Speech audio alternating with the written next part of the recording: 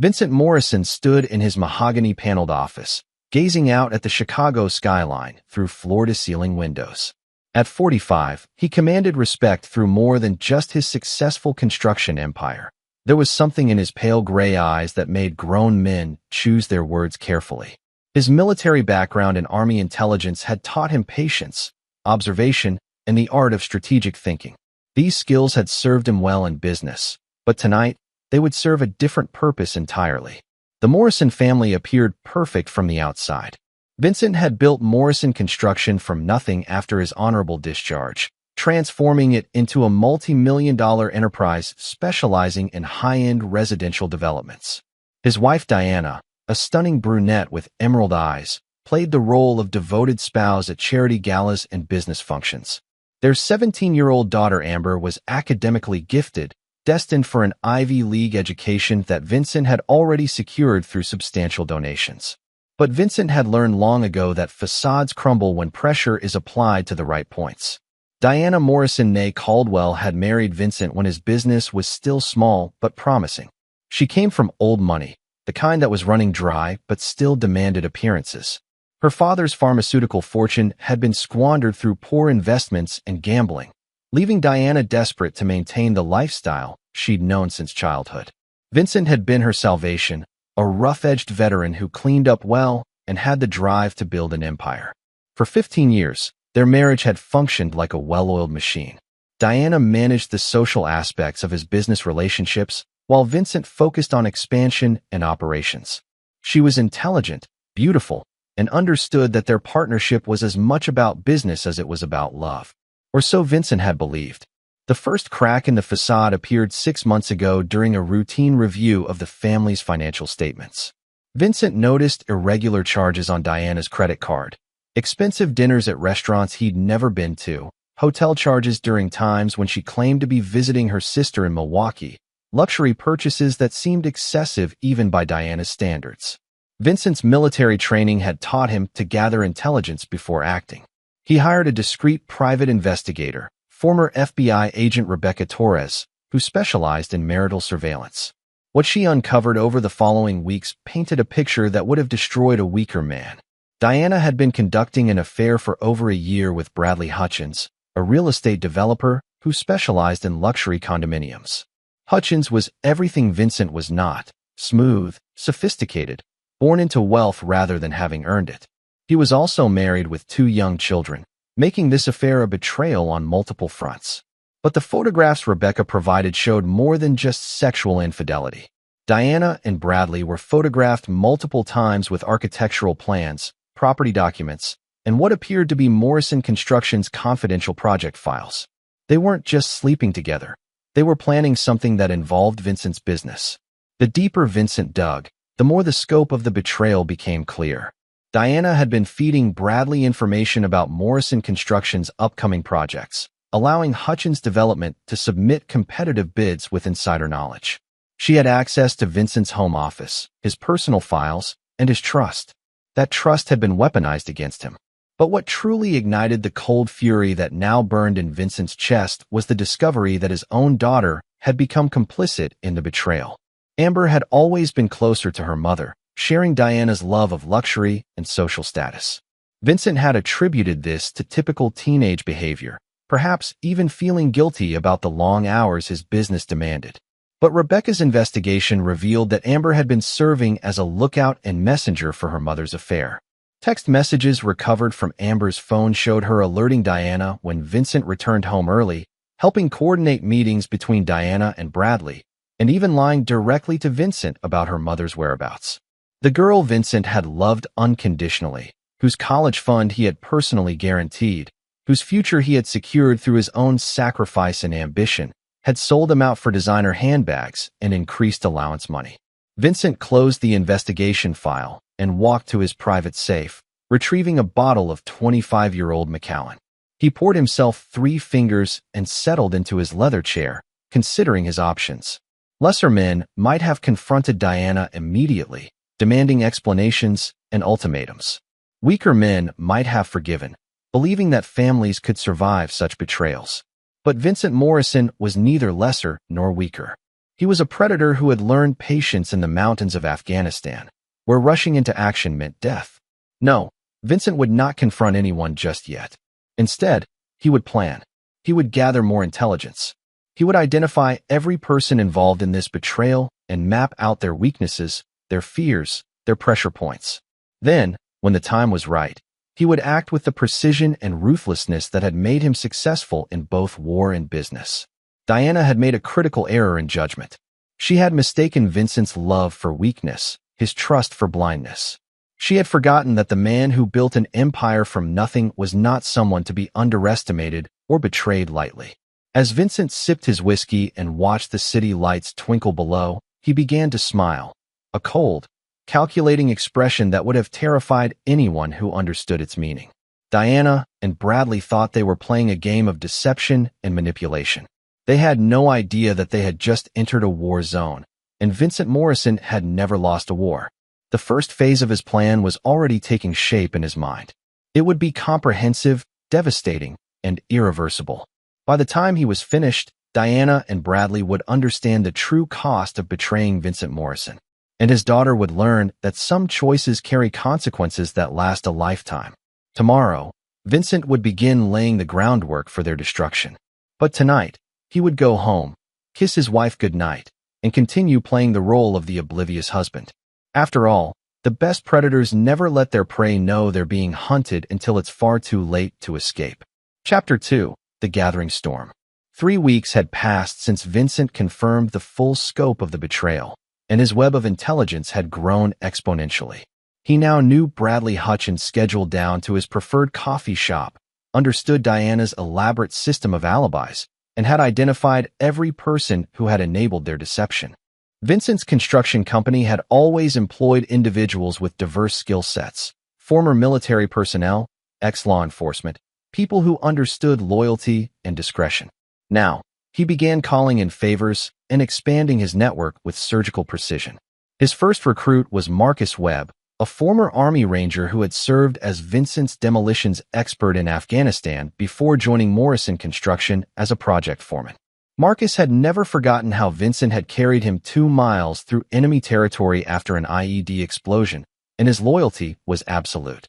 More importantly, Marcus had connections throughout Chicago's underworld, relationships forged during his years working security for various businesses before Vincent offered him legitimate employment. The second piece of Vincent's puzzle was Dr. Amanda Sterling, a forensic accountant who had helped Vincent navigate complex financial regulations during his company's expansion. Amanda was brilliant, thorough, and shared Vincent's appreciation for methodical planning. She also harbored a personal hatred for infidelity after her own husband's affair had cost her half her assets in divorce court. Vincent's third ally was Detective Ray Kowalski, a 20-year veteran of the Chicago Police Department who had grown up in the same neighborhood as Vincent. Ray's daughter had been killed by a drunk driver 3 years earlier, a driver whose expensive legal team had gotten him acquitted on technicalities. Ray understood that sometimes the system failed, and sometimes justice required alternative methods.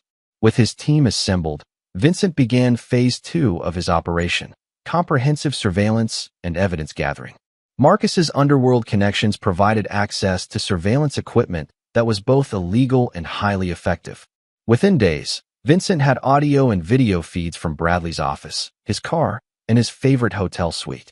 The technical quality was military grade, providing crystal clear evidence of every meeting, every phone call, and every intimate moment between Bradley and Diana. But Vincent wasn't interested in simple divorce evidence. He was building a case for total destruction. Dr. Sterling's financial investigation revealed that Bradley's seemingly successful business was built on a foundation of fraud and deception. Hutchins' development had been inflating property values, bribing city inspectors, and using substandard materials in construction projects. More damaging still, Bradley had been using his investors' money to fund his lavish lifestyle, including the expensive gifts he showered on Diana. The evidence was comprehensive and damning, but Vincent needed more. He needed Bradley to commit an act so undeniably criminal that his entire world would collapse simultaneously. That opportunity came when Vincent learned about Bradley's latest project, a luxury condominium complex that would compete directly with Morrison Construction's upcoming development. Diana had provided Bradley with Vincent's architectural plans, construction schedules, and bid proposals, giving Hutchins Development an insurmountable advantage in securing the contract.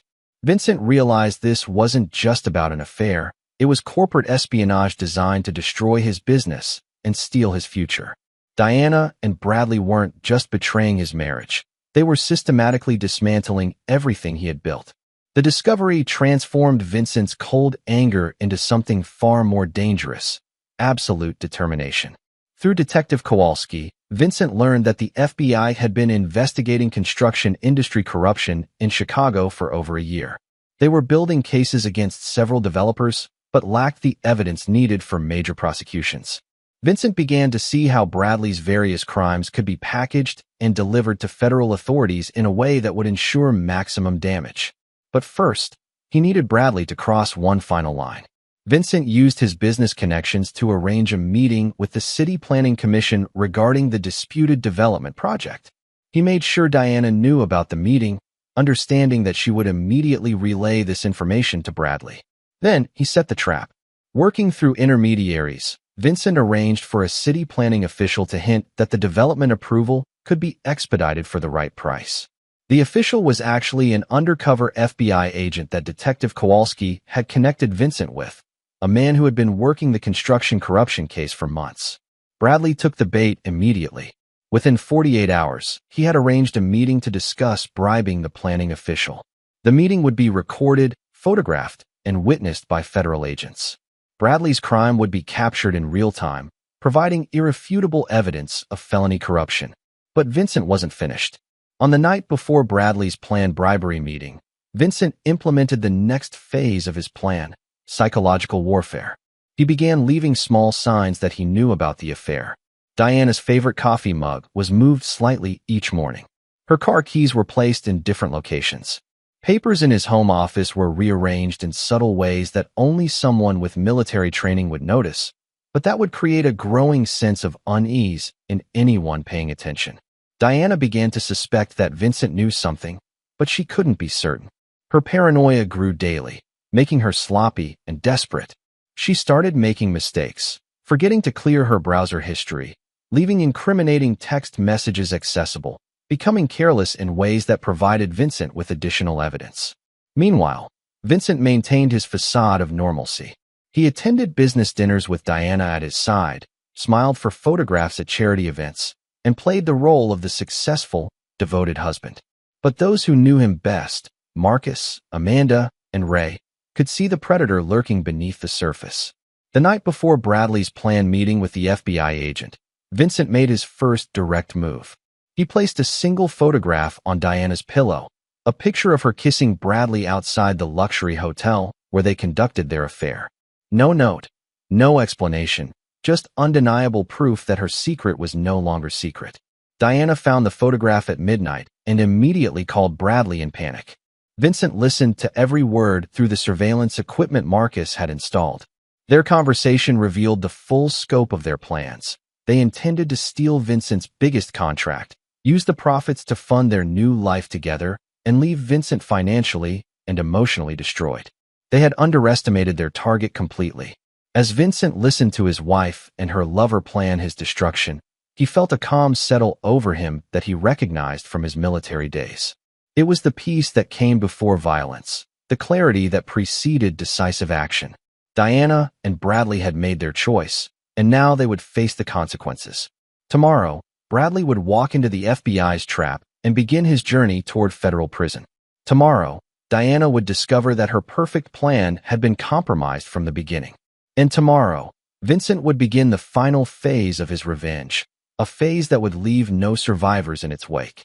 But tonight, Vincent would go home, kiss his traitorous wife goodnight, and sleep soundly knowing that justice was finally within reach. Chapter 3: The Daughter's Gambit. Vincent's plan was progressing flawlessly when his 17-year-old daughter Amber made the mistake that would seal her fate alongside her mother's. It happened on a Thursday evening, 3 days after Diana had found the photograph and just hours before Bradley was scheduled to walk into the FBI's bribery trap. Vincent had returned home early from a deliberately scheduled meeting, timing his arrival to create maximum pressure on Diana's increasingly fragile composure. He found Amber in the kitchen, her phone pressed to her ear, speaking in urgent whispers. "Mom's freaking out," Amber was saying. "Dad definitely knows something. She found some picture on her pillow.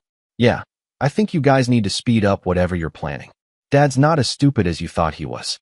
Vincent stood in the doorway, listening to his daughter coordinate with Bradley Hutchins, the man who was systematically destroying his family and business. The conversation continued for several minutes, with Amber providing details about Vincent's schedule, his recent behavior changes, and suggestions for how Bradley and Diana could avoid detection. When Amber finally ended the call and turned around, she found her father standing behind her, his pale gray eyes locked on her face with an intensity that made her step backward. "Dad?" she stammered. "I didn't hear you come in." "Clearly," Vincent replied, his voice carrying the same quiet tone he had used when interrogating enemy combatants. "That was an interesting conversation." Amber's face flushed red, then went pale as she realized exactly how much he might have heard. She straightened her shoulders and lifted her chin in a gesture that reminded Vincent painfully of Diana's stubborn pride. "I don't know what you think you heard," Amber said, "but you're being paranoid. Mom's not doing anything wrong." Vincent studied his daughter's face, the face he had kissed goodnight for 17 years, the face that had smiled at him from soccer sidelines and graduation ceremonies, the face that now looked at him with barely concealed contempt. "Your mother is having an affair with Bradley Hutchins," Vincent said quietly. "They're planning to steal my business contracts and destroy everything I've built. And you've been helping them." Amber's mask slipped for just a moment, revealing shock and fear before she composed herself again.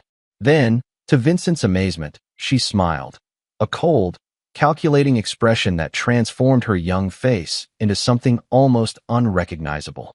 "So what if I have?" she said. "Do you think I don't see how you treat Mom? How you ignore her for months at a time while you focus on your precious business? How you make her feel like a trophy wife instead of a real person?" Vincent felt something cold and final settle in his chest. "Your mother chose her path, Amber. I'm disappointed, but not surprised. But you're my daughter. I've given you everything. You've given me money," Amber shot back. "You've given me things. But you've never really seen me, have you? I'm just another asset to you, another investment in the Morrison family legacy." The words hit Vincent like physical blows, not because they were true, but because they revealed how completely he had failed to know his own child. The girl standing before him wasn't the daughter he thought he had raised. She was a stranger who had learned manipulation and betrayal at her mother's knee. "Bradley actually listens to me," Amber continued, her voice gaining confidence. "He treats me like an adult, like someone with valuable opinions. He's going to help me get into Columbia University's business program, and he's promised to give me an internship at his company. Mom and I will be fine without you." Vincent realized with crystalline clarity that Amber wasn't just complicit in the betrayal. She was an active participant who had chosen sides based on what she perceived as her best interests. She had calculated the value of her loyalty and found her father wanting. "I see," Vincent said softly. "And what exactly have you told Bradley about my business operations?" Amber hesitated for the first time, perhaps recognizing the dangerous territory she was entering. But her teenage arrogance overrode her caution. "Everything he needed to know," she said defiantly. "Your project schedules, your client lists, your bidding strategies. Bradley's twice the businessman you are, and he's going to prove it when he takes your biggest contract." Vincent nodded slowly, filing away this confession for future use. "Is there anything else you'd like to tell me, Amber? Any other ways you've betrayed your family?" "Betrayed?" Amber's voice rose sharply. "You betrayed us first. You cared more about your stupid company than your own family. Mom deserves better than you, and so do I." Vincent looked at his daughter, really looked at her, and saw Diana's influence in every gesture, every expression, every calculated word. Amber had been weaponized against him, turned into a tool of destruction by her own mother. But unlike Diana, Amber was still a minor, still legally his responsibility, still subject to his authority. That's when Amber made her final, fatal mistake. She stepped forward, her young face twisted with teenage rage and misplaced righteousness, and spat directly in Vincent's face. "You're a monster," she hissed. "A controlling, manipulative monster who destroys everything he touches. And no one will believe you if you try to blame this on Mom and me." Everyone knows you're the problem in this family. Vincent wiped the saliva from his cheek with deliberate slowness, his eyes never leaving Amber's face. When he spoke, his voice was barely above a whisper, but it carried the weight of absolute finality. You don't know what you've started. Amber stared at him for a moment, perhaps finally recognizing that she had crossed a line from which there was no return. But her teenage bravado reasserted itself, and she lifted her chin defiantly. I know exactly what I've started, she said. I've started my real life, the one where I don't have to pretend to respect you anymore. Vincent turned and walked away without another word, leaving Amber standing alone in the kitchen. But as he climbed the stairs to his office, his mind was already working through the implications of what had just occurred. Amber had declared war on her own father. She had chosen to align herself with his enemies, had actively participated in his betrayal, and had just confessed to corporate espionage. More damaging still, she had revealed that she viewed herself as an adult capable of making her own choices and accepting their consequences. Vincent would honor that decision. That night, he sat in his office crafting a note that would change Amber's life forever. When he finished writing, he walked to her bedroom and slipped the paper under her door. The message was brief but comprehensive. Amber, your confession has been recorded and will be turned over to the FBI along with evidence of your participation in corporate espionage. You will be charged as an adult due to the nature and scope of your crimes. Bradley Hutchins will be arrested tomorrow morning on federal corruption charges. Your mother will be charged as an accessory to multiple felonies. Your college fund has been transferred to a victim's compensation account. You have 24 hours to pack your belongings and leave my house. Choose your allies carefully. They will be the only family you have left. Your former father. Vincent returned to his office and made 3 phone calls. The first was to Dr. Sterling, authorizing her to begin the financial transfers that would strip Diana of access to all family assets. The second was to Detective Kowalski, confirming that Bradley's arrest would proceed as planned. The third was to Marcus Webb, activating the final phase of Vincent's revenge plan. By morning, the Morrison family would cease to exist. Diana and Bradley would be facing federal charges that would destroy their careers and send them to prison. Amber would discover that choices have consequences, and that betraying family carries the highest price of all. Vincent poured himself a whiskey and settled into his chair to wait for dawn. Tomorrow would bring the reckoning that Diana, Bradley, and Amber had earned through their own actions. And Vincent Morrison, the man they had foolishly attempted to destroy, would emerge victorious from the wreckage of their ambitions. The war they had started was about to end, and Vincent never lost a war. Chapter 4: The Web Titans. Dawn broke over Chicago with the precision of a military operation, and Vincent Morrison was ready for battle. He had spent the early morning hours finalizing the details that would bring his enemy's world crashing down around them. By 6 a.m., he was dressed in his finest suit, appearing every inch the successful businessman about to attend routine meetings.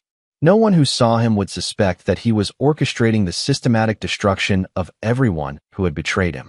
The first domino fell at exactly 8:30 a.m. when FBI agents arrested Bradley Hutchins at his office.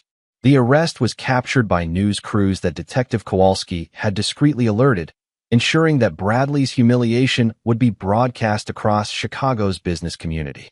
The charges were comprehensive: federal bribery, conspiracy, mail fraud, and money laundering. Each count carried a potential sentence of 20 years in federal prison. Vincent watched the arrest from his office conference room, surrounded by his key employees who believed they were attending a routine project meeting. Marcus Webb sat at Vincent's right hand, his scarred face showing no emotion as he observed their employer's victory. Dr. Sterling attended via video conference, her financial documents spread across the table like battle plans. Bradley Hutchins has been effectively neutralized, Dr. Sterling reported in her clinical tone. His assets are frozen pending investigation, his business accounts are under federal control, and his clients are already beginning to terminate their contracts. Hutchins' development will be bankrupt within 72 hours. Vincent nodded, but his expression remained neutral. What about the civil aspects? I've filed preliminary injunctions against both Hutchins and your wife for theft of proprietary information, Dr. Sterling continued. The evidence of corporate espionage is overwhelming. Diana's involvement is documented through phone records, email communications, and financial transactions. She accepted gifts purchased with stolen funds, making her an accessory to federal crimes.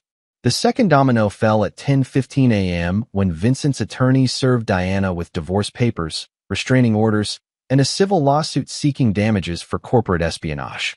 The papers were delivered by a process server who found Diana at her favorite spa, surrounded by friends who witnessed her humiliation as she was presented with documents that would destroy her social standing.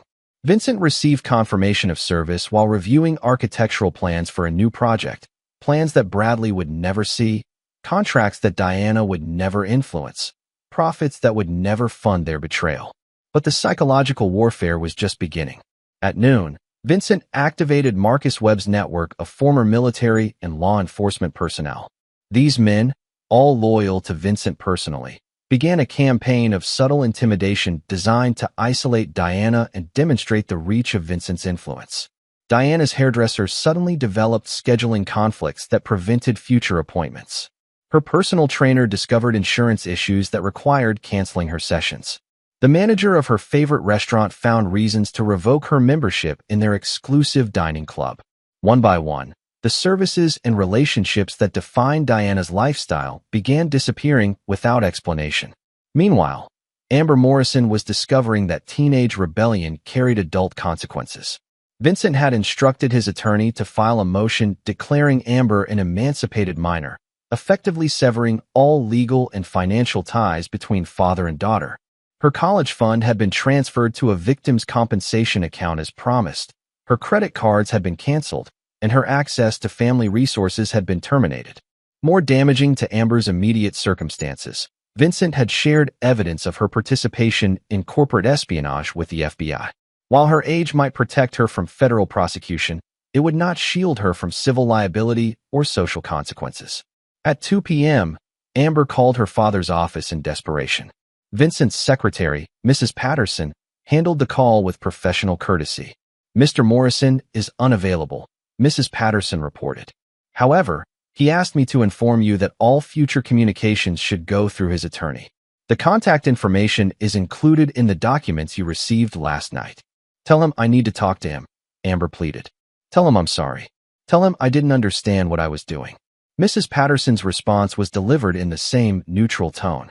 "Mr. Morrison also asked me to remind you that adults are responsible for the consequences of their choices. He wishes you the best of luck in your new, independent life." The call ended there, leaving Amber alone to contemplate the reality of her situation. She had allied herself with Bradley Hutchins, who was now in federal custody. She had betrayed her father, who had disowned her completely. She had chosen independence, and Vincent was ensuring she experienced its full weight. But Vincent's most devastating move came at 4 p.m., when he held a press conference announcing Morrison Construction's expansion into luxury residential development. The announcement seemed routine, just another successful businessman growing his empire. But every detail had been calculated for maximum psychological impact on his enemies. Vincent stood before the assembled media, flanked by architectural renderings of the exact project that Bradley had tried to steal. The development would be built on schedule, using Vincent's original plans, generating the profits that Diana and Bradley had attempted to claim for themselves. Morrison Construction has always been built on principles of integrity, loyalty, and family values, Vincent told the reporters. "We've recently discovered that some individuals attempted to compromise those principles through corporate espionage and fraud. We're pleased to report that these threats have been neutralized, and justice is being served." The questions from reporters focused on the corruption charges against Bradley, but Vincent deflected them professionally while ensuring that Diana's involvement would be implied rather than explicitly stated. He understood that suggestion could be more damaging than accusation, allowing people to draw their own conclusions about the failed marriage of Vincent Morrison. As the press conference ended, Vincent received a text message from Detective Kowalski. "Diana just left the spa. She's driving toward your office." Vincent smiled for the first time that day. Diana was coming to confront him directly, exactly as he had anticipated. She would arrive emotional, desperate, and unprepared for the conversation that would end their marriage permanently. Vincent instructed Mrs. Patterson to clear his schedule and activate the recording system in his office. This final confrontation would be documented for posterity and for future legal proceedings. At 5:30 p.m., Diana Morrison arrived at her husband's office building. Security cameras captured her entering the lobby, her face a mask of barely controlled fury. She wore a black dress that Vincent had bought her for their 15th anniversary, diamond earrings he had given her for Christmas, and an expression that promised a battle she had no hope of winning. Vincent waited in his office, surrounded by the empire he had built through his own talent and determination. The walls displayed photographs of construction projects, military commendations, and business achievements that represented 20 years of disciplined effort. Diana was about to enter his domain, where he held every advantage and controlled every variable. When Mrs. Patterson announced Diana's arrival, Vincent instructed her to send his wife up immediately. Then he activated the recording system and prepared to deliver the final blow in a war that Diana had started, but Vincent would finish. The elevator doors opened, and Diana Morrison stepped into her husband's office for the last time. The conversation that followed would determine the terms of her surrender and the scope of her destruction. Vincent had spent months preparing for this moment, and he was ready to claim total victory. Diana thought she was coming to negotiate or intimidate her husband into submission. She had no idea that she was walking into the execution of a plan that would leave her with nothing except the knowledge that she had destroyed herself through her own choices. The end game was about to begin, and Vincent Morrison never showed mercy to his enemies. Chapter 5: Confrontation and Revelation. Diana Morrison entered her husband's office like a queen entering a conquered territory, her chin raised in defiance and her emerald eyes blazing with carefully controlled fury. She moved with the practiced grace of someone accustomed to commanding attention at charity galas and business functions, but Vincent noticed the slight tremor in her hands and the tension around her eyes that betrayed her underlying desperation. "Vincent," she said, her voice carrying the crisp authority she typically reserved for household staff. "We need to discuss this misunderstanding before it goes any further." Vincent remained seated behind his desk, studying his wife with the same clinical detachment he had once used to assess enemy positions. Diana looked beautiful even in her anger. The black dress accentuated her figure perfectly. Her makeup was flawless despite the stress of the day, and her bearing suggested confidence despite the circumstances. She was performing brilliantly, but Vincent could see through the facade to the fear beneath. "Please, sit down," Vincent said, gesturing to the chair across from his desk. "I've been expecting you." Diana remained standing, perhaps recognizing that sitting would put her at a psychological disadvantage. "The charges against Bradley are ridiculous," she began, launching into what was clearly a rehearsed speech. "He's a legitimate businessman who was entrapped by federal agents. His arrest is part of a broader investigation that has nothing to do with our family." Vincent listened without interruption, noting how Diana positioned herself as innocent while simultaneously defending her lover. She was skilled at manipulation, but she was playing a game where Vincent already knew all the moves. "As for this divorce filing," Diana continued, her voice gaining strength, "it's clearly an emotional reaction to false information. We can work through whatever problems you think we have. Marriage counseling, a vacation, whatever you need to realize that our family is worth preserving." "Our family," Vincent repeated quietly. "Tell me, Diana, what exactly do you consider our family?" The question seemed to confuse her momentarily. "You, me, and Amber, of course. The three of us have built something important together. We have a reputation in this community, business relationships that depend on stability, a daughter who needs both of her parents." Vincent opened his desk drawer and withdrew a thick manila folder. "I've spent considerable time over the past few months learning about our family," he said, placing the folder on his desk. "Would you like to see what I discovered?" Diana's composure slipped slightly as she recognized the investigative materials. Her eyes darted to the folder, then back to Vincent's face, calculating her options. "I don't know what lies someone has told you," she said carefully, "but private investigators can be paid to fabricate evidence. Whatever you think you know, we can prove it's false." Vincent opened the folder and withdrew a series of photographs.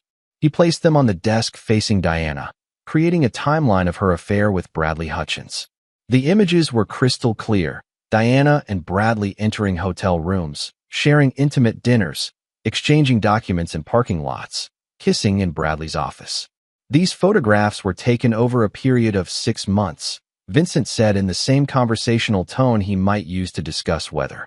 They document not just your sexual relationship with Bradley, but your systematic theft of my business information. Diana stared at the photographs, her face cycling through shock, anger, and calculation before settling on cold determination. When she looked up at Vincent, her mask had completely fallen away, revealing the calculating woman beneath. "Fine," she said, her voice now carrying an edge of steel. "Yes, I've been seeing Bradley.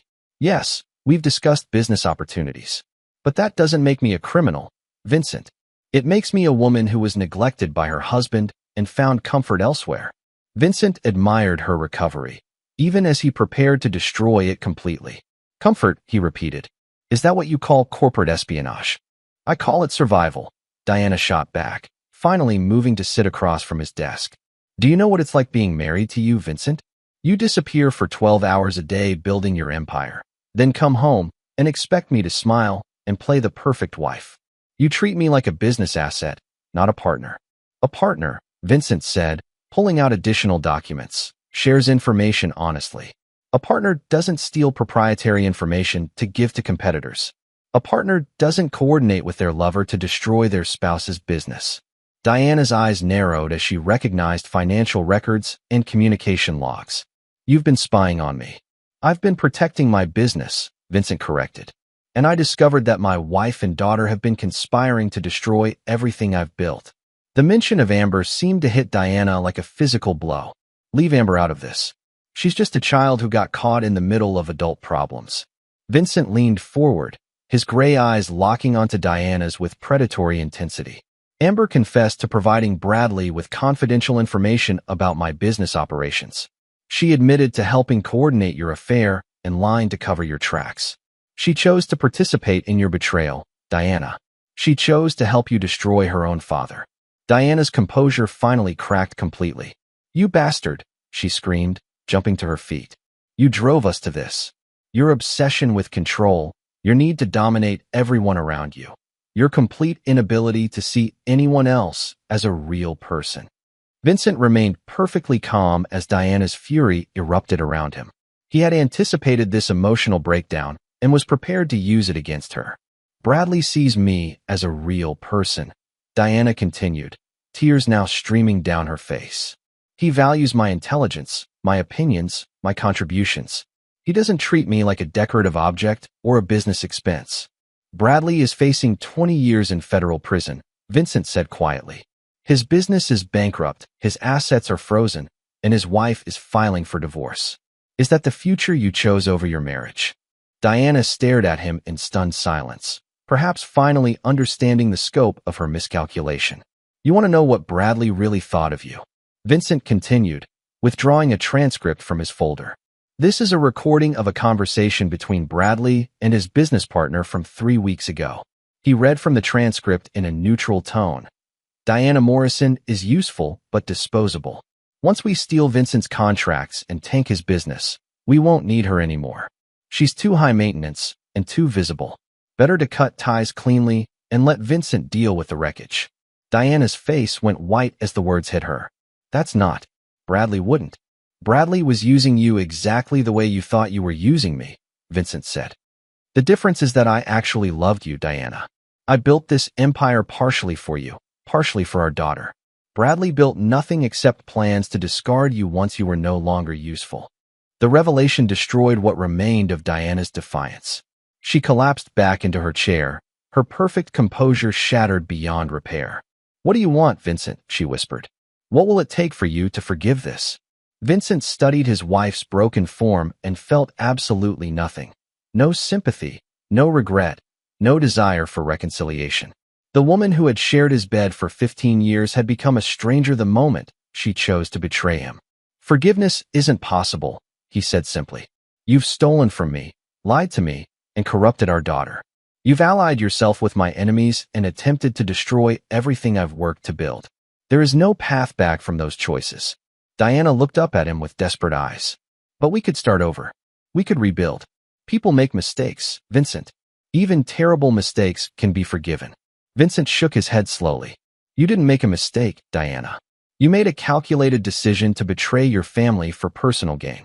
You planned this betrayal for over a year, involved our daughter in your scheme, and felt no remorse until you got caught. He stood and walked to his office window, looking out at the Chicago skyline. Tomorrow, you'll be formally charged as an accessory to Bradley's crimes. Your social reputation will be destroyed when the details become public. Your access to our assets has been terminated, and our daughter has been legally emancipated. Vincent turned back to face Diana, who was staring at him with a mixture of shock and growing horror. You chose Bradley over me, he continued. You chose betrayal over loyalty. You chose to destroy our family rather than communicate your concerns. Now you'll live with the consequences of those choices. Diana stood on unsteady legs, her designer dress wrinkled and her makeup ruined by tears. You're destroying your own daughter along with me. Is your revenge worth that price? Vincent's expression never changed. Amber chose her side in this war. She declared herself an adult capable of making her own decisions. I'm simply honoring that declaration. Diana stared at her husband for a long moment, perhaps finally recognizing that she was looking at someone she had never really known. The man who had loved her, protected her, and built an empire to secure her future was gone, replaced by someone who viewed her with the same cold calculation he might show a business competitor. I never knew you could be this cruel, she whispered. You never knew me at all, Vincent replied. If you had, you never would have attempted this betrayal. Diana walked toward the elevator on unsteady legs, her perfect posture finally broken.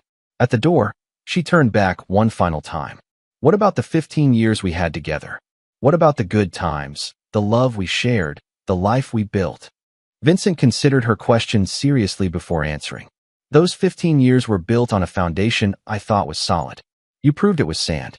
Everything that came before is meaningless now, Diana. All that matters is what happens next. The elevator doors closed on Diana Morrison for the last time, leaving Vincent alone in his office with the satisfaction of a mission accomplished.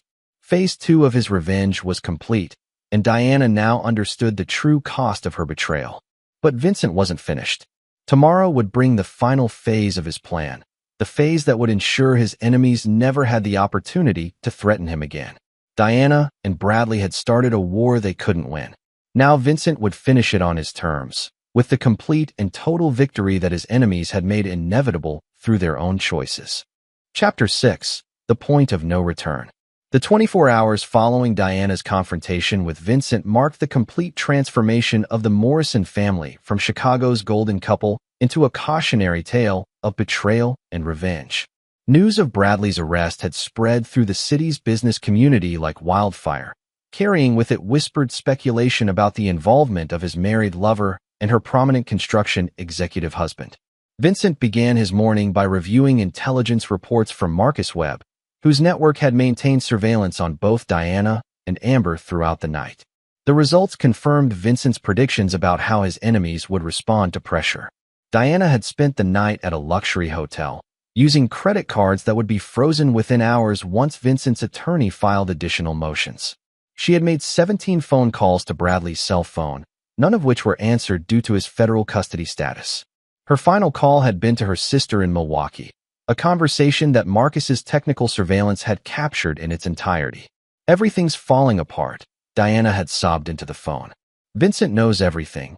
Bradley's been arrested, and I think I'm going to be charged as an accomplice.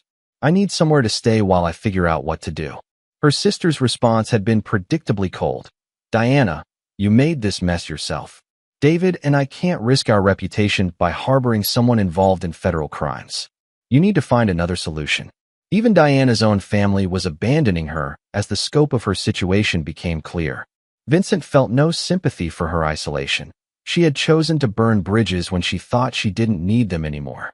Amber's response to her emancipation had been equally predictable but more dangerous. According to Marcus's reports, she had contacted several of her wealthy friends' families, attempting to arrange temporary housing. When those efforts failed, Vincent's reputation in their social circle made harboring his daughter a risky proposition. Amber had resorted to more desperate measures. At 3 a.m., she had attempted to break into Vincent's home office using her mother's key codes. The security system had detected her intrusion immediately, triggering silent alarms that alerted both Vincent and his security team. Cameras captured Amber searching through confidential documents, apparently looking for information she could use to bargain with her father or sell to Vincent's competitors. Vincent watched the security footage with clinical interest, noting how Amber moved through his office with practiced familiarity. She knew exactly where he kept his most sensitive files, understood his organizational system, and demonstrated a level of preparation that indicated she had been planning this theft for some time. The attempted burglary represented a criminal escalation that moved Amber beyond the protection her age might have provided. She was no longer a misguided teenager caught in her parents' dysfunction. She was an active criminal participant in the ongoing conspiracy against Vincent's business.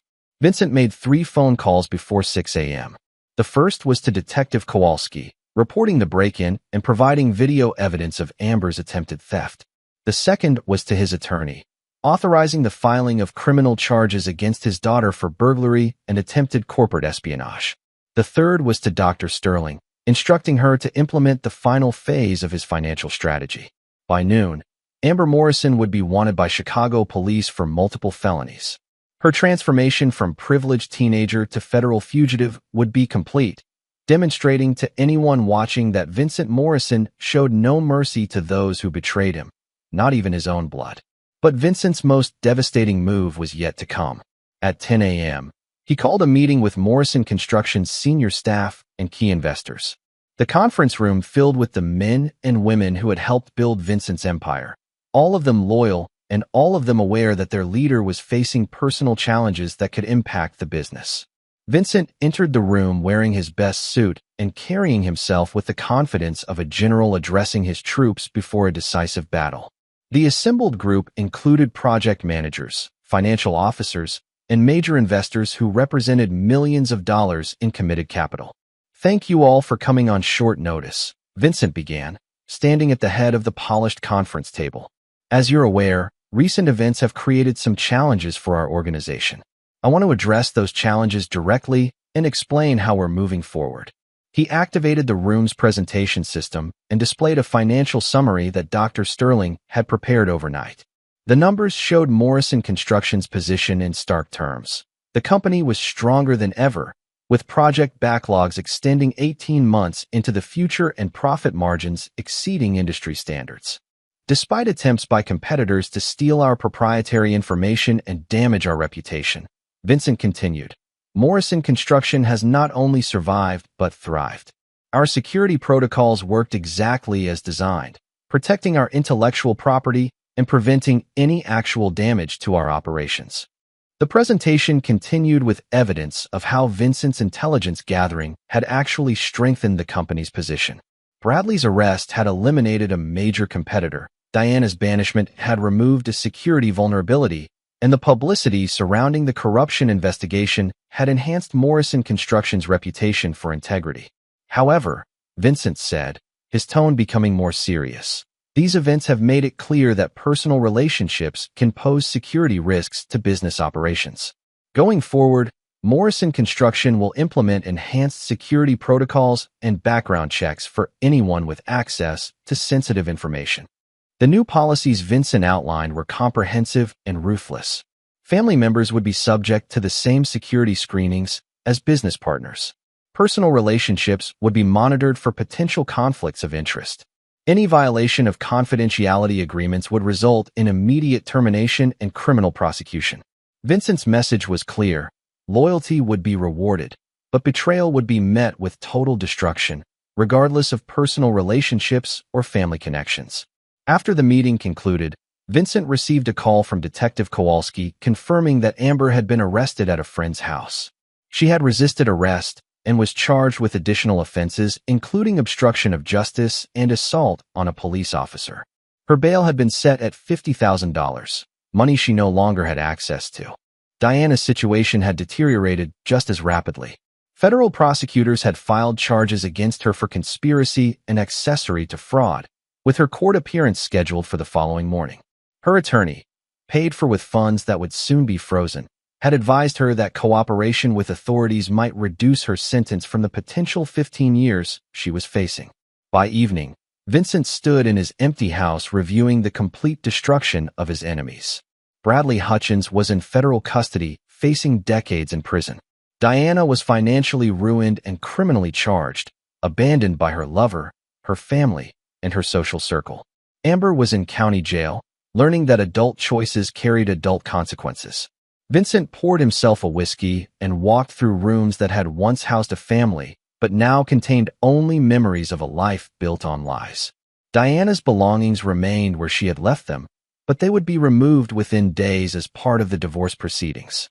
Amber's room looked like any teenager's space, but the girl who had lived there no longer existed.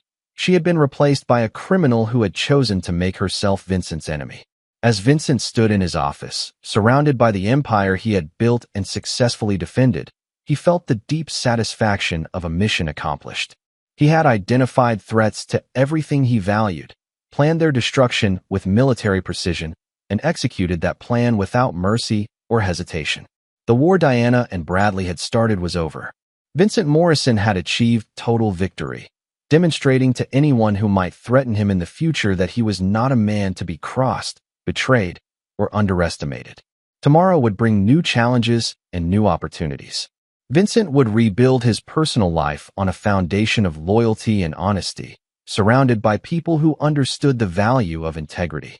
He would expand his business empire, secure in the knowledge that his security protocols could protect against any threat. But tonight, Vincent Morrison stood alone in his fortress, the undisputed victor in a war that had cost his enemies everything they valued. He had proven that betrayal carried a price his enemies could never afford to pay, and that Vincent Morrison never forgave those who chose to become his enemies. The price of betraying Vincent Morrison had been demonstrated for all to see. It was a lesson that would not need to be taught again. Chapter 7. The Fall of Kings. 6 months after the destruction of his family, Vincent Morrison had rebuilt his life with the same methodical precision he brought to military operations and business ventures. The Morrison family scandal had become legend in Chicago's business community, a cautionary tale about the consequences of betraying a man who understood both strategy and vengeance. Vincent's morning routine began at 5 a.m. in the private gym he had installed in his penthouse apartment downtown. The house where he had lived with Diana and Amber had been sold immediately after the divorce finalization, with the proceeds flowing directly into Morrison Construction's expansion fund. Vincent had no desire to live among the memories of people who had proven themselves unworthy of his trust. His new residence occupied the top floor of a building he owned, providing both luxury and security that reflected his current priorities. Floor-to-ceiling windows offered panoramic views of the Chicago skyline, while military-grade security systems ensured that no one could threaten him in his own domain.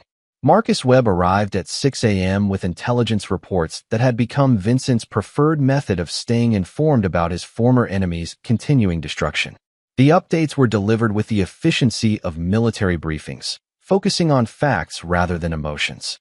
Bradley Hutchins was sentenced yesterday, Marcus reported, settling into the chair across from Vincent's breakfast table. 12 years federal prison, no possibility of parole for 8 years. His attorney tried to argue for reduced sentencing based on cooperation, but the judge wasn't impressed. Vincent nodded as he reviewed the financial documents Dr. Sterling had prepared overnight. Bradley's complete financial ruin had been even more thorough than originally planned. His wife had divorced him and taken custody of their children. His business had been liquidated to pay legal fees, and his reputation in the development industry had been permanently destroyed. What about his family? Vincent asked, though his interest was purely tactical rather than sympathetic. His ex-wife moved back to her parents in Connecticut with the kids, Marcus continued. She had to sell their house, liquidate their savings, and declare bankruptcy to cover the legal costs. The children are enrolled in public school after spending their lives in private academies. Vincent felt no satisfaction in the suffering of innocent children, but he understood that Bradley's choices had consequences that extended beyond himself. The man who had attempted to destroy Vincent's family had succeeded in destroying his own instead. Diana's situation has stabilized somewhat, Marcus continued, consulting his notes. She pled guilty to federal conspiracy charges and received 3 years probation in exchange for testimony against Bradley. She's living in a studio apartment in Milwaukee, working as a retail clerk at a department store. The transformation of Diana Morrison from social queen to minimum wage worker was complete and irreversible. Her designer wardrobe had been sold to pay legal fees. Her social connections had evaporated once her crimes became public, and her future prospects were limited by her felony conviction. She's attempted to contact you several times through intermediaries, Marcus added. Letters delivered through your attorney, messages passed through mutual acquaintances, even an attempted approach through Mrs. Patterson, all requesting some form of reconciliation or financial assistance. Vincent's response was always the same: absolute silence. Diana had made her choice when she chose to betray him, and Vincent honored that choice by treating her as if she no longer existed. There would be no second chances, no forgiveness, and no mercy for someone who had proven herself to be an enemy. And Amber? Vincent asked, though he already knew the answer would be equally devastating. Marcus's expression grew more serious. She's been in and out of county jail 6 times since her initial arrest. Drug possession, shoplifting, assault charges. Her public defender keeps trying to argue that she's a troubled teenager acting out due to family trauma, but the judges aren't buying it anymore. Amber Morrison had discovered that the real world was unforgiving to privileged teenagers who attempted to survive through crime and manipulation. Without access to her father's money or protection, she had quickly fallen into patterns of behavior that led inevitably to repeated arrests and convictions. She aged out of the juvenile system 2 months ago, Marcus continued. Her next arrest will be prosecuted as an adult, and she's already facing enhanced sentencing due to her repeat offender status. The state prosecutor has indicated that she's looking at serious prison time if this pattern continues.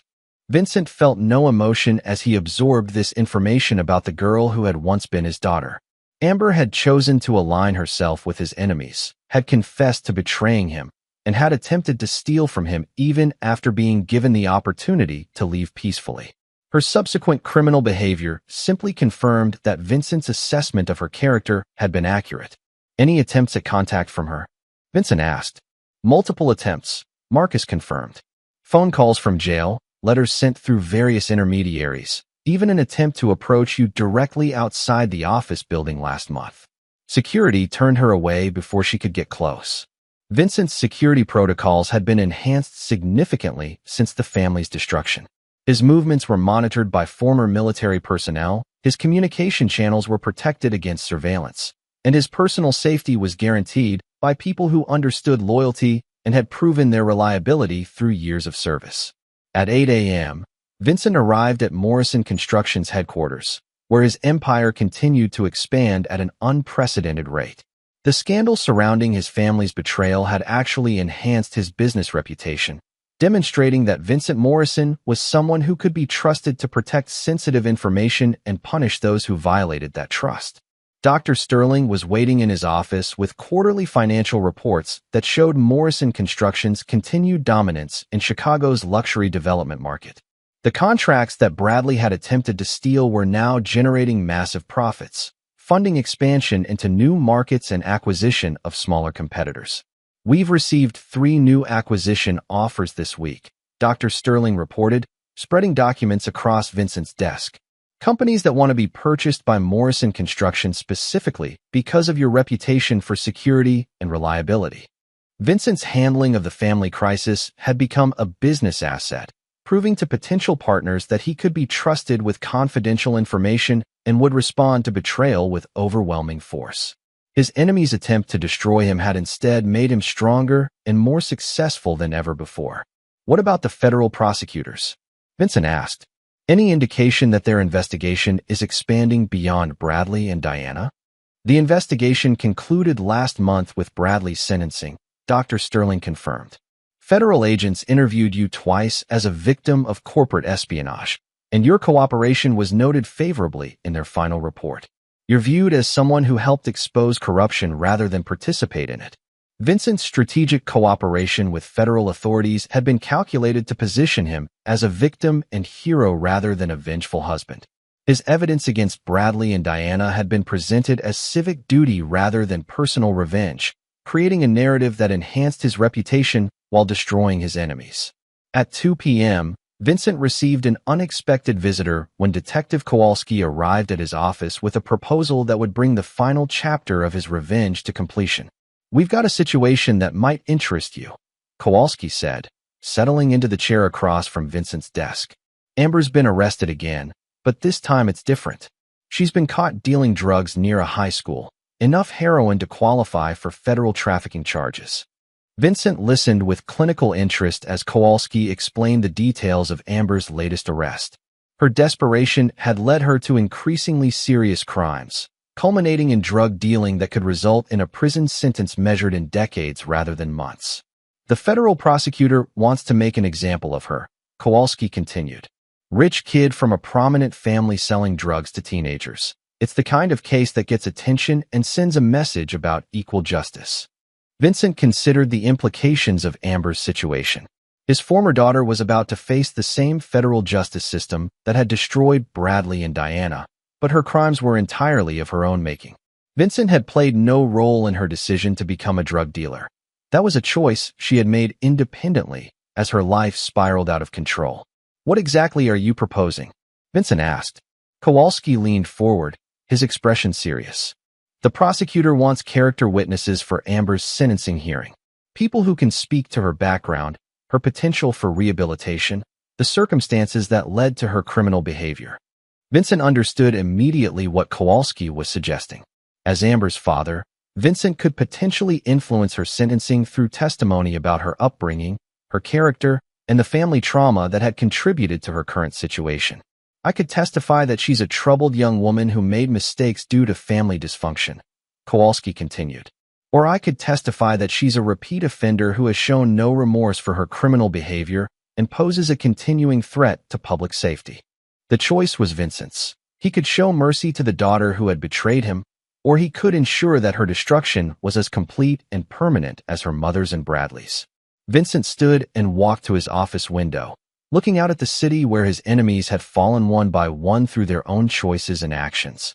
Diana was working retail jobs to survive.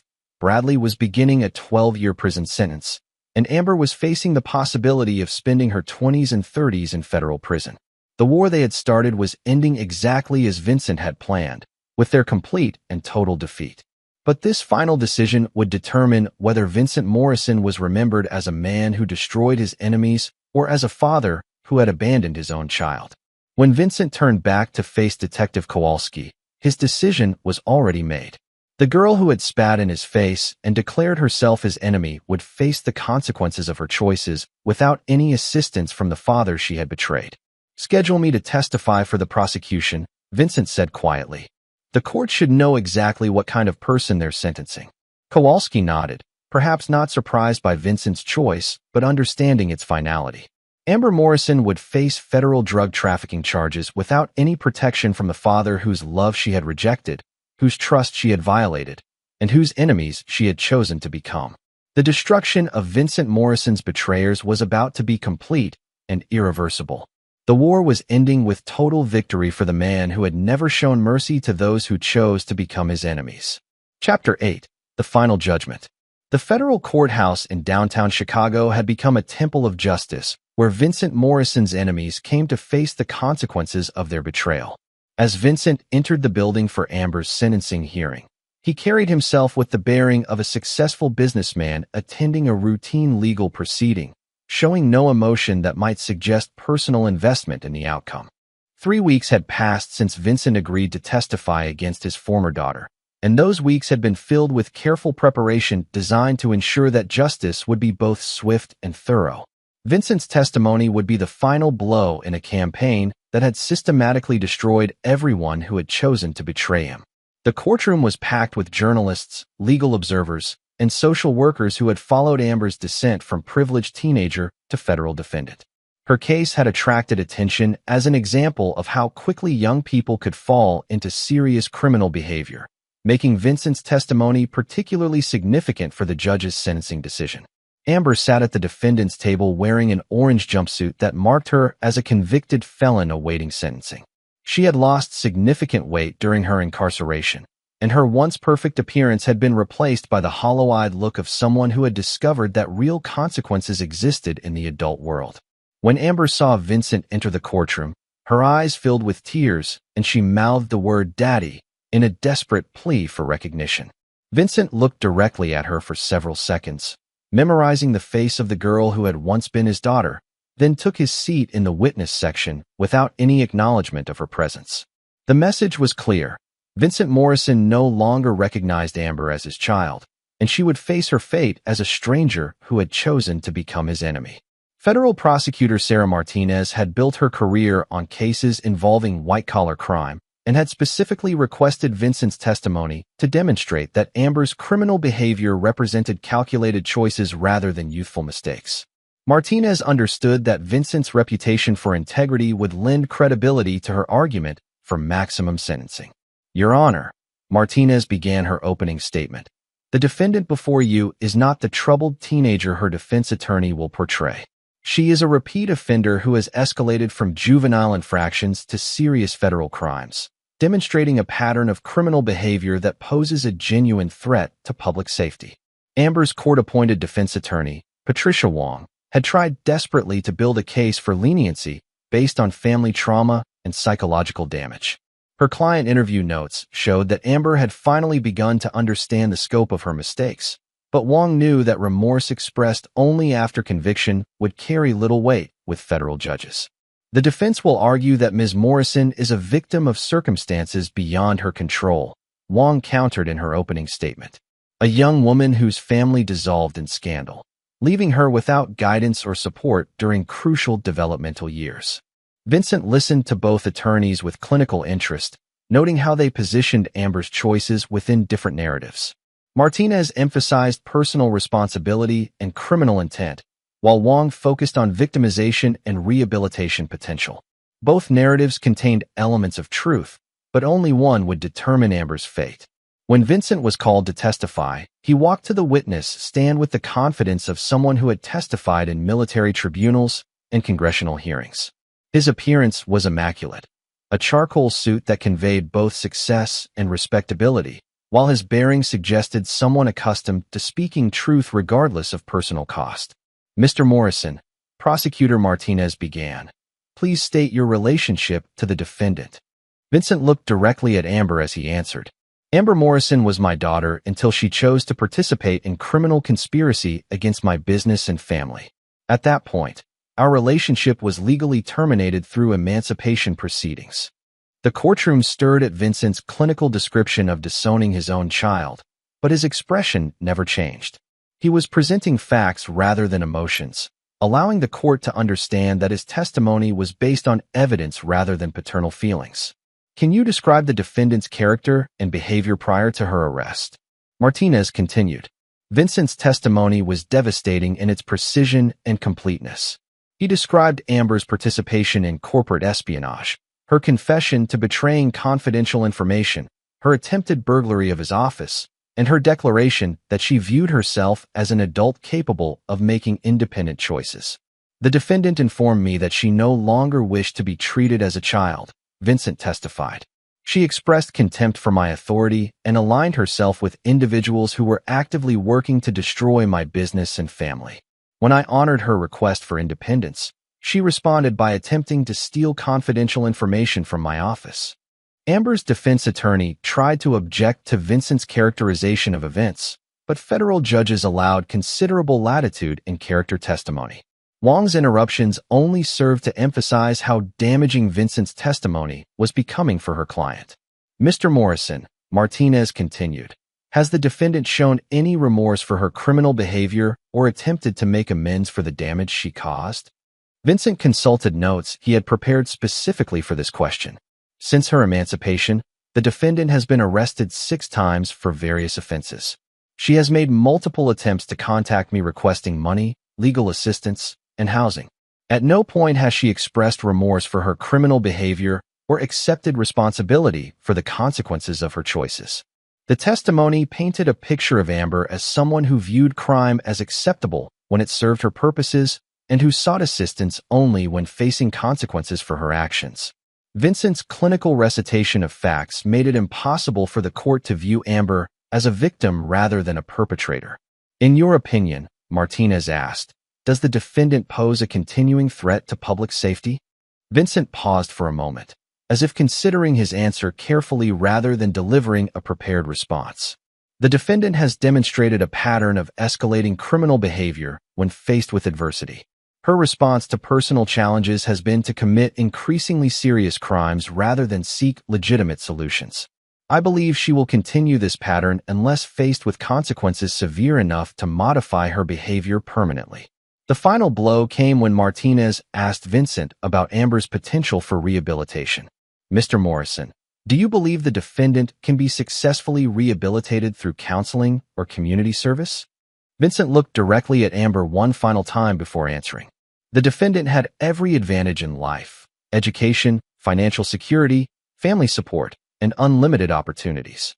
She chose to betray the people who loved her and commit crimes against innocent victims. Someone who makes those choices despite having every reason to make better ones is unlikely to be reformed by programs designed for people who lacked her advantages. When Vincent's testimony concluded, Amber was openly weeping at the defendant's table.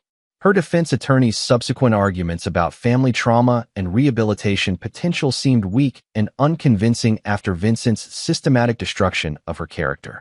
Judge Patricia Rodriguez had presided over hundreds of drug cases and understood the difference between young people who made mistakes and those who chose criminal lifestyles.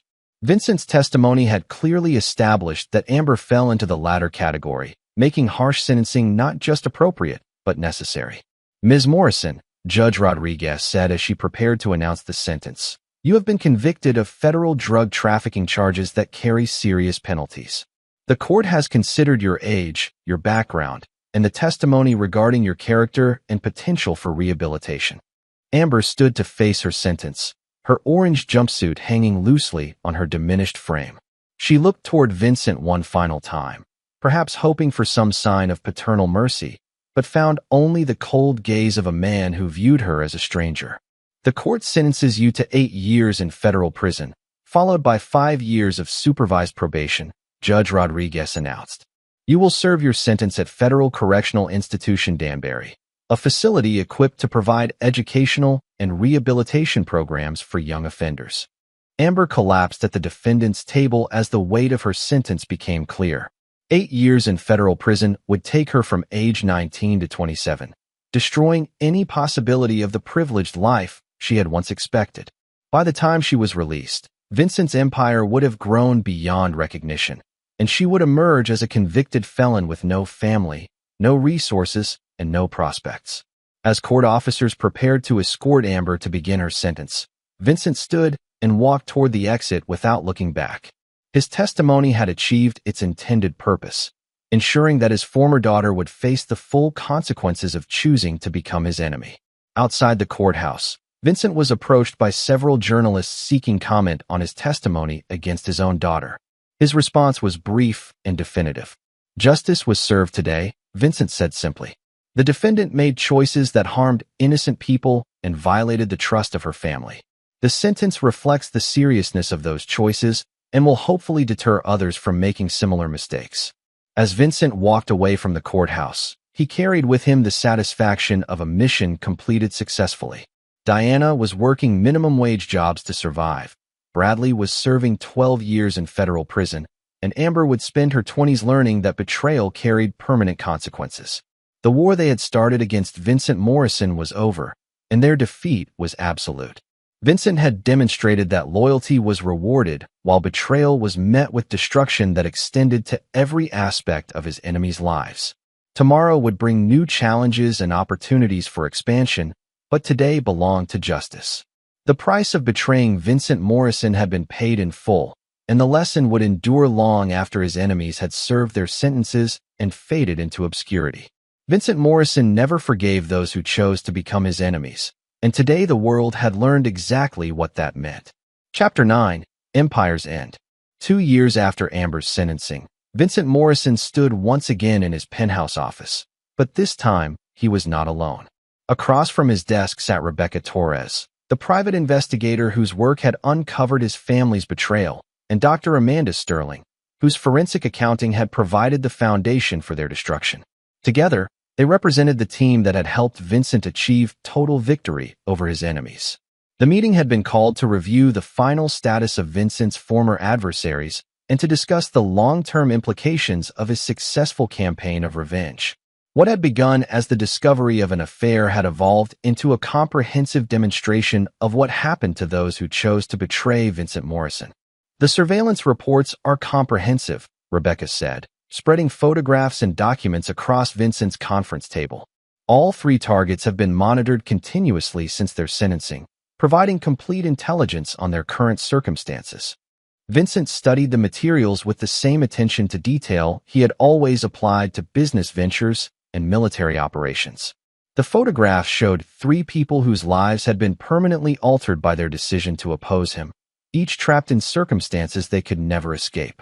Bradley Hutchins was shown in photographs taken inside Federal Correctional Institution Coleman, where he was serving his 12-year sentence for corruption and fraud. The once polished real estate developer now wore prison uniforms and worked in the facility's kitchen for 23 cents per hour. His wife had divorced him, taken custody of their children, and moved across the country to ensure their names would never again be associated with his crimes. Bradley's appeals have all been rejected, Dr. Sterling reported, consulting her legal files.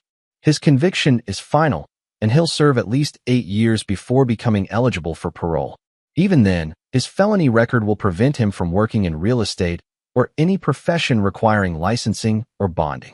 The photographs of Bradley showed a broken man who had aged years during his incarceration. His health had deteriorated due to the stress of prison life, and his former confidence had been replaced by the hollow expression of someone who understood that his life was effectively over. Diana's surveillance photographs were equally devastating, showing Vincent's former wife in her studio apartment in Milwaukee. She worked 2 retail jobs to afford basic necessities, her designer wardrobe replaced by discount store clothing, her luxury lifestyle reduced to careful budgeting for groceries and utilities. Diana's probation officer reports that she's compliant with all requirements, Rebecca continued. She works 40 hours per week at a department store and 20 hours per week cleaning office buildings. Her felony conviction prevents her from obtaining better employment, and her age makes career advancement unlikely. The woman who had once presided over charity galas and business dinners now spent her days folding clothes and emptying trash cans for minimum wage. Her social connections had disappeared entirely, leaving her isolated in a city where she knew no one and had no prospects for improvement. But the most dramatic transformation was captured in photographs of Amber Morrison, Vincent's former daughter, taken during visiting hours at Federal Correctional Institution Danbury. The privileged teenager had become a hardened prison inmate whose appearance reflected the brutal realities of federal incarceration. Amber's prison records show multiple disciplinary actions for fighting and contraband possession, Dr. Sterling reported. She's been placed in solitary confinement 3 times and has accumulated additional charges that will extend her sentence by approximately 18 months. The photographs showed a young woman whose face bore scars from prison violence and whose eyes reflected the psychological damage of prolonged incarceration. The girl who had once expected an Ivy League education and limitless opportunities now faced the prospect of spending most of her 20s behind bars, emerging as a middle-aged felon with no family, no resources, and no future. Has she made any further attempts at contact? Vincent asked, though his tone suggested the answer was purely academic. Multiple attempts through various intermediaries, Rebecca confirmed. Letters smuggled out through other inmates. Messages passed through prison chaplains. Even an attempted phone call using another inmate's number. All communications have been intercepted and documented per your instructions. Vincent reviewed copies of Amber's letters, noting how her tone had evolved from defiance to desperation to broken acceptance. Her most recent correspondence acknowledged that she had destroyed her own life through her choices and begged for any form of recognition from the father she had betrayed. The letters went unanswered, as Vincent had decreed they always would. Amber had chosen to become his enemy, and enemies did not deserve mercy or forgiveness regardless of their subsequent suffering. What about their long-term prospects? Vincent asked, settling back in his chair to review the comprehensive assessment his team had prepared. Dr. Sterling consulted financial projections that painted a bleak picture for all 3 former adversaries. Bradley will be unemployable in his chosen profession upon release, forcing him to accept minimum wage work while paying restitution to his victims. Diana's age and criminal record make career advancement impossible, ensuring she'll remain in poverty for the remainder of her life. Amber will emerge from prison as a middle-aged felon with no marketable skills and no family support system. The projections showed that Vincent's revenge would continue affecting his enemies long after their formal sentences were completed. They would spend the rest of their lives trapped in circumstances created by their decision to betray him, serving as permanent examples of the consequences of opposing Vincent Morrison. Vincent stood and walked to his office windows, looking out at the Chicago skyline that had served as the backdrop for his complete victory. Morrison Construction had expanded dramatically during the 2 years since his family's destruction, acquiring 3 major competitors and establishing operations in 6 new markets. The scandal surrounding his family's betrayal had actually enhanced his business reputation, demonstrating that Vincent Morrison could be trusted to protect confidential information and respond to threats with overwhelming force. Potential partners and competitors alike understood that crossing Vincent carried consequences that extended far beyond simple business retaliation. "The final element of our strategy has been the most effective," Vincent said, turning back to face his team. "Complete social isolation ensures that our targets can never rebuild their lives or threaten us again." Rebecca nodded, understanding the psychological warfare component of Vincent's revenge. Diana's attempts to rebuild social connections have all failed once her background becomes known. Bradley's family has completely disowned him to protect their own reputations. Amber has no friends or family willing to acknowledge her existence. The 3 people who had conspired to destroy Vincent Morrison now existed in complete isolation, cut off from the social and professional networks that might have provided hope for rehabilitation or redemption. They had been transformed from threats into cautionary tales, serving as permanent reminders of what happened to those who chose to become Vincent's enemies. As the meeting concluded, Vincent felt the deep satisfaction of a mission accomplished completely and permanently. His enemies had been identified, systematically destroyed, and permanently neutralized. Their suffering would continue for the remainder of their lives, ensuring that they could never again threaten him or anyone else he chose to protect. "The Morrison Construction empire is stronger than ever," Dr. Sterling reported as she gathered her files. "Revenue has increased by 40% since the elimination of competitive threats, and our expansion into new markets has exceeded all projections."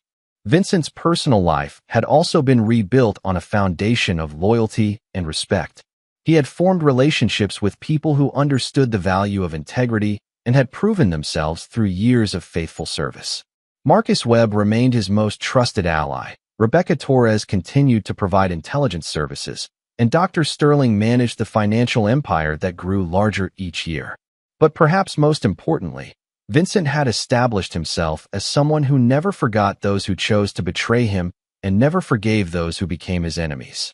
His reputation for ruthless retaliation served as protection against future threats, ensuring that potential adversaries understood the permanent consequences of opposing him. As evening fell over Chicago, Vincent Morrison stood alone in his penthouse office, master of an empire built on loyalty and defended through strategic ruthlessness. The war that Diana, Bradley, and Amber had started was over, their defeat so complete and permanent that they had become footnotes in the story of Vincent's continued success. Tomorrow would bring new challenges and opportunities for expansion, but Vincent faced the future with the confidence of someone who had proven his ability to destroy any threat to his empire. He had demonstrated that betrayal carried a price his enemies could never afford to pay, and that lesson would protect him for the rest of his life. Vincent Morrison never forgave those who chose to become his enemies, and now the entire world understood exactly what that meant. The price of betraying Vincent Morrison had been paid in full, and the lesson would endure long after his enemies were forgotten. In the end, Vincent Morrison stood victorious and alone, exactly as he had planned from the moment he discovered their betrayal.